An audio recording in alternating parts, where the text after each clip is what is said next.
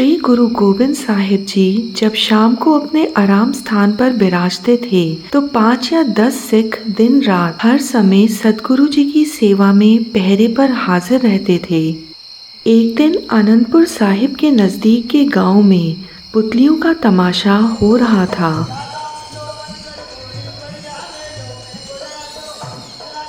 बहुत लोग यह तमाशा देखने गए। गुरु महाराज के शरीर पर पहरा देने वाले सिखों के कानों में भी तमाशे की आवाज पड़ी।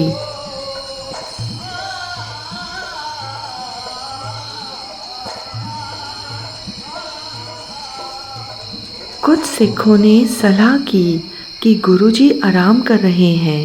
वीर जी, सतगुरु जी आराम कर रहे हैं, क्यों ना हम सतगुरु के आराम करते करते भागकर पुतलियों का तमाशा देख आएं। नहीं भाई नहीं, ऐसा नहीं कर सकते। गुरु साहब आराम कर रहे हैं और हम तमाशा देखने चले जाएं। नहीं, ऐसा सही नहीं है। थोड़ी ही देर की बात है, अभी आ जाएंगे। नहीं भैया, हम गुरु साहिब को नहीं छोड़कर जा सकते। चलो इन्हें रहने दो, हम चलते हैं, थोड़ी देर में आ जाएंगे, क्या फर्क पड़ता है। कुछ समय आपसी विचार विमर्श के बाद कुछ सिख पहरे में से गैर हाजिर हो पास के नगर कठपुतलियों का तमाशा देखने चले गए। वे सिख पुतलियों का तमाशा तो आंखों के साथ देखते रहे, परंतु मन का ध्यान सतगुरु जी की तरफ ही रहा। वीर जी, हमने सही नहीं किया। गुरु साहिब विश्राम कर रहे थे, हम उनकी सेवा में थे और हम तमाशा देखने आ गए। बिल्कुल अच्छा नहीं लग रहा, मुझे बिल्कुल अच्छा नहीं लग रहा। हाँ भाई हाँ, मुझे भी अच्छा नहीं लग रहा। गुरु साहिब को छोड़कर तमाशा देखने आ गए, लानत है हम पर। वह सिख पुतलियों का तमाशा तो आंखों के साथ देखते रहे, परंतु मन का ध्यान सतगुरु जी की तरफ ही रहा और साथ ही मन में पश्चाताप बना रहा कि उन्होंने गलती की। सतगुरु जी के पहरे की अपेक्षा पुतलियों के तमाशे को तवज्जो दी है।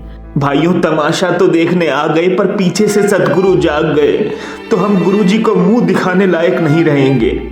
तमाशा देखते सारा समय मन में पश्चाताप और गुरु जी की याद बनी रही।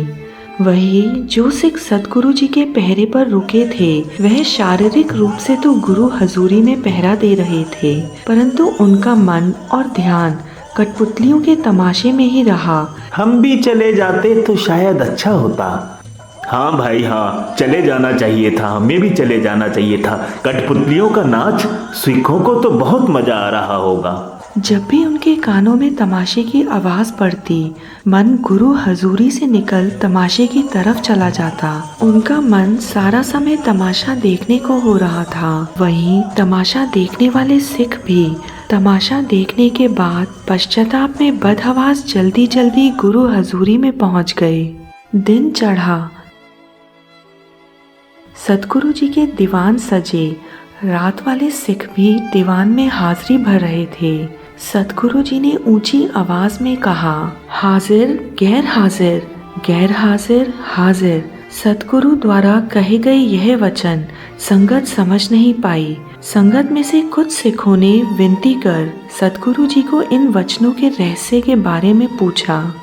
गुरु साहब, आपने जो वचन कहे हाजिर गैर हाजिर, गैर हाजिर हाजिर, ये क्या शब्द हैं? इससे आप क्या कहना चाह रहे हैं? कृपया कर इस बात पर प्रकाश डालें। अंतर्यामी सतगुरु जी ने रात वाले सिखों की पूरी कहानी संगत को सुनाई कि जो रात कठपुतलियों का तमाशा देखने गए थे, उनके शरीर की आंखें चाहे कठपुतलियों का तमाशा देख रही थी, लेकिन उन सिखों का मन हमारी हजूरी में था। जो सिख हमारे शरीर का पहरा दे रहे थे, वह शारीरिक रूप से तो हमारी हाजिरी में थे, परंतु उनका मन तमाशे की हाजिरी भर रहा था। गुरुदर में हाजिरी की अपेक्षा हजूरी की ज्यादा महानता है। सतगुरु जी ने संगत को संबोधन करते हुए गुरु नानक देव जी ने भी हाजिरी की अपेक्षा हजूरी को ज्यादा महानता देकर हाजिरी की अपेक्षा हजूरी में नमाज अदा करने का उपदेश दिया था। वाहेगुरु को वही बंदगी स्वीकार है जब हम खुदा की इबादत करते हुए जो मुंह से प्रभु की तारीफ के बोल बोलते हैं, अगर हमारी चेतना उन शब्दों को यानी प्रभु तारीफ के शब्दों को ध्यान मगन होकर सुन रही है तब वह बंदगी स्वीकार है। अगर चेतना इबादत करते समय किसी दूसरी ओर भटकती है, ऐसी बंदगी प्रभु के दर पर स्वीकार नहीं। हम जब भी गुरु हाजिरी में जाएं, वहाँ शरीर की हाजिरी के साथ मन को भी गुरु हाजिरी में रखकर गुरु खुशी प्राप्त करें। सिमरन करें, वाणी पढ़ें, कीर्तन करने और सुनते समय सावधान एकाग्रित चित्त होकर हाजिरी और हजूरी दोनों को सम्मिलित करके पूर्ण लाभ प्राप्त करें। श्री गुरु गोविंद साहिब जी ने क्या भगवान शिव के नाम का आवाहन किया था या नहीं, यह जानने से पहले सुनते हैं गुरु साहिब जी ने क्या कहा था।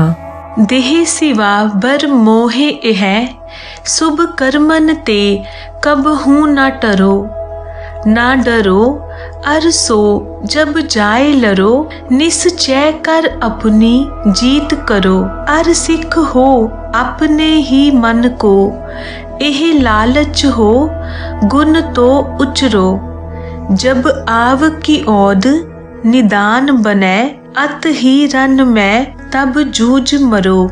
यह शब्द श्री गुरु गोविंद सिंह जी के द्वारा लिखे गए दशम ग्रंथ से लिए गए हैं। इन शब्दों के माध्यम से गुरु साहिब ने हुक्म की शक्ति का व्याख्यान किया है और इन शब्दों का अर्थ है, हे शिवा, मुझे यह वर दे कि मैं शुभ काम करने से कभी न टलूं।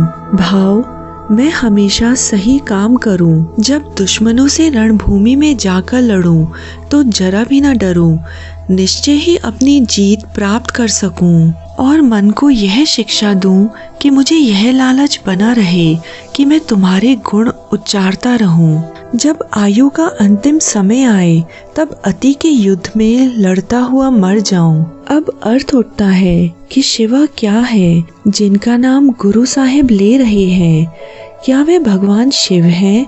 हम आपको बता दें, यहाँ पर गुरु साहिब के द्वारा कहे गए शिवा का अर्थ गुरमत के अनुसार अकाल पुरख का हुक्म है, ना कि भगवान शिव। सतनाम श्री वाहे गुरु।